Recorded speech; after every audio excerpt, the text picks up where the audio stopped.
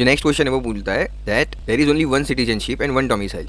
क्या ये स्टेटमेंट सही है? हाँ, ये स्टेटमेंट सही है। हमारे देश में एक ही सिटीजनशिप है और एक ही डोमिसाइल है, ठीक है। सेकंड स्टेटमेंट ये बोलता है citizen by birth only can become the head of the state. नहीं, ये गलत है। आपको भी सुन के आश्चर्य होगा, लेकिन सिटीजन बाय बर्थ जरूरी नहीं है कि वो सिटीजन बाय बर्थ हो, अदरवाइज भी वो सिटीजन रहेगा तो भी वो हेड ऑफ स्टेट बन सकता है, ठीक है।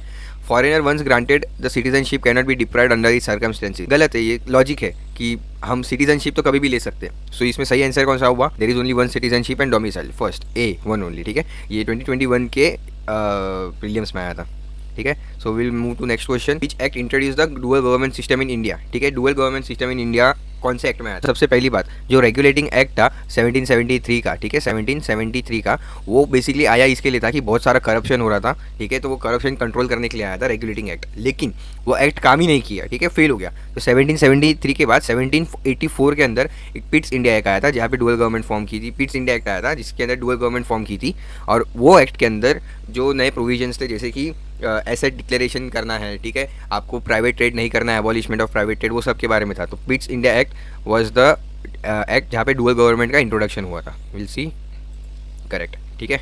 Next, what is the significance of charter act of 1813? अब बेसिकली चार्टर एक्ट ऑफ 1830 का सिग्निफिकेंस पूछा है, ठीक है। अभी 1813 कब का टाइम है? देखिए 1773 के अंदर, ठीक है, बहुत करप्शन बढ़ गया था। 1600 में ब्रिटिशर्स आए थे, 1773 में करप्शन बढ़ गया था, ठीक है। तो हमें इंडिपेंडेंस मिला 1947 के अंदर। तो 1813 कब का टाइम है? 1813 बीच का टाइम है, ठीक है।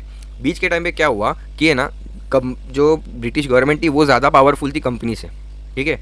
सो गवर्नमेंट ने क्या किया, अबॉलिश कर दिया ट्रेड मोनोपोली को कंपनी के अंदर। इसको हम याद कैसे रख सकते कि जब मिडल टाइम था ना, जब से उनका इन्वेजन हुआ, जब से वो लोग गए, उनका मिडल टाइम 1600 में आए, 1950 में गए, 1813 मिडल का टाइम है। वहाँ पे ना उन्होंने अपनी ट्रेड मोनोपोली इंडिया के अंदर ईस्ट इंडिया कंपनी की बंद कर दी, कैंसिल कर दी।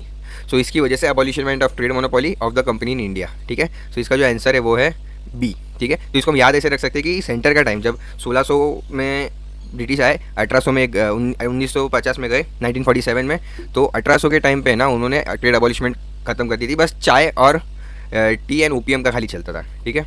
विच act introduce the concept of open competition for civil services in India, ठीक है।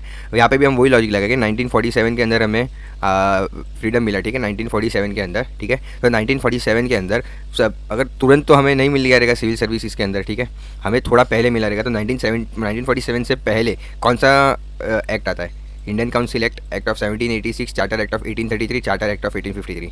इंडियन काउंसिल एक्ट, यहाँ पे काउंसिल एक्ट है, तो काउंसिल के अंदर बेसिकली सिविल सर्विसेज की बात कोई करेगा नहीं। चार्टर एक्ट ही बचा है जिसके अंदर हम कर सकते हैं। बेसिकली इसके अंदर एप्टीट्यूड लगता है, थोड़ा नॉलेज लगता है, लेकिन वो ऑटोमेटिक